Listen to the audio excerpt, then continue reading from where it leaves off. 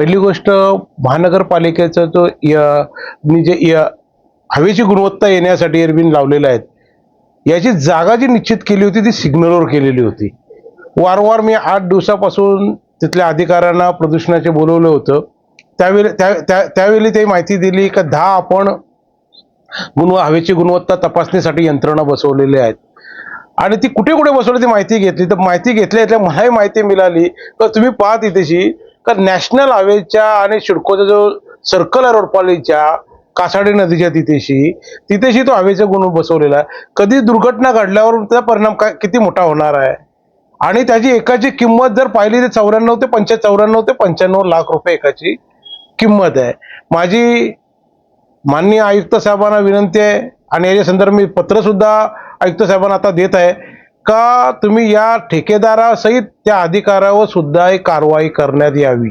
कारण अधिकाऱ्यांनी सुचवल्यावर ठेकेदार तिथेशी बसवणं असतं का ठेकेदाराची मनमानी आहे का? मग इथे या महानगरपालिकेमध्ये काय चाललेलं आहे हे मला पडलेला प्रश्न आहे. आता हे प्रदूषणाबद्दल आपण बक्षीस मिळवलंय, महाराष्ट्रामध्ये आपण पहिला नंबर मिळवतोय पर्यावरणावर. मग अधिकारी लोक काय पाहता? एखादा अधिकारी जर ते मग याचा आता साईट व्हिजिट करतोय का? हे पडलेले प्रश्न आहेत माझ्यासारखा विरोधी पक्षनेता पनवेल महानगरपालिकेचा या नात्याने.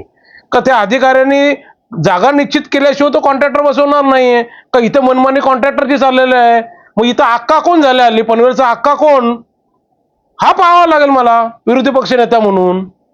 पनवेल महानगरपालिकेमार्फत प्रदूषणाच्या हवा प्रदूषणावर कारवाई करण्यासाठी एकूण 10 एअरबिन आपण प्रस्तावित केले होते. त्यापैकी एक पनवेल मुंब्रा हायवेवरील रोडपालीचा जो सिग्नल आहे तिथील एक जागा आपण निश्चित केली होती. तर ते निश्चित करतेवेळी आपले अधिकारी पण संबंधित तिथं त्या ठिकाणी पाहणी करून आले होते.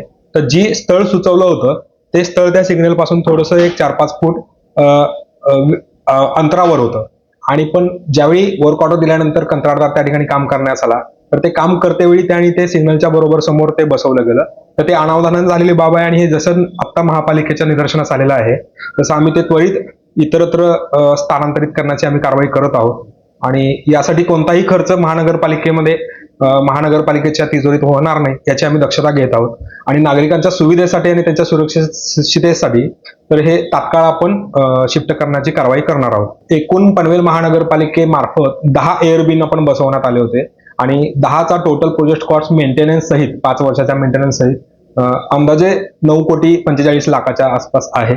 आणि म्हणूनच ही आता शिफ्टिंगची कारवाई करताना अतिरिक्त भार तिजोरीवर पडणार नाही याची आपण दक्षता घेत आहोत. माझ्या चॅनलला सबस्क्राईब करा आणि बेल आयकॉन दाबा जेणेकरून तुम्हाला माझे नवीन व्हिडिओ मिळतील.